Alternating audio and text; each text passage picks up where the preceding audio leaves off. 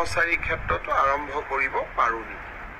শিক্ষকসকলৰ বাবে যি ব্যৱস্থা সফলভাৱে আমি ৰূপায়ণ কৰিব পাৰিছোঁ, সেই ব্যৱস্থাটো আমি তৃতীয় আৰু চতুৰ্থ শ্ৰেণীৰ কৰ্মচাৰীসকলৰ বাবেও যদি ৰূপায়ণ কৰিব পাৰোঁ, অসমৰ বহু তৃতীয় আৰু চতুৰ্থ শ্ৰেণীৰ কৰ্মচাৰীয়ে চৰকাৰৰ কোনো অসুবিধা নোহোৱাকৈ নিজে বিচৰা জিলাখনলৈ তেওঁলোকে ট্ৰান্সফাৰ ল'ব পাৰিব। ধৰি ল'লোঁ শিলচৰৰ এজন চতুৰ্থ বৰ্গৰ কৰ্মচাৰীয়ে তেজপুৰত কাম কৰি আছে, দৰং, তেজপুৰ বা বিশ্বনাথ চাৰিআলিৰ কোনোবা এজন কৰ্মচাৰীয়ে শিলচৰত কাম কৰি আছে। এতিয়া দুইজনে যদি কথা পাতি এটা মিউচুৱেল ট্ৰান্সফাৰৰ আমাক আবেদন কৰে, পাৰস্পৰিক বদলি আমি তাত কৰি দিলে চৰকাৰৰ কোনো অসুবিধা নহয়।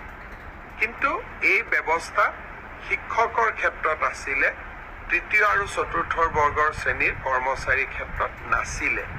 কেনেকে কৰিব পাৰোঁ মই তাক ভাবি আছোঁ। তাৰ বাবে এটা পৰ্টেল লাগিব, আবেদনৰ প্ৰক্ৰিয়া লাগিব, সময়সীমা লাগিব, ইজনে সিজনৰ লগত কথা পতাৰ সুবিধা দিব লাগিব।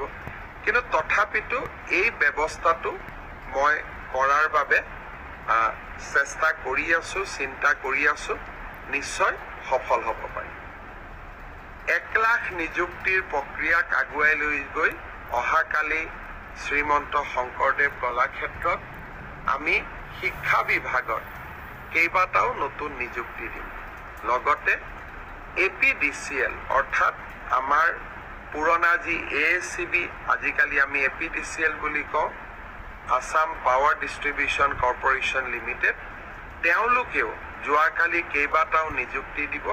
এই নিযুক্তি প্ৰদানৰ প্ৰক্ৰিয়াটো মই অংশগ্ৰহণ কৰিম।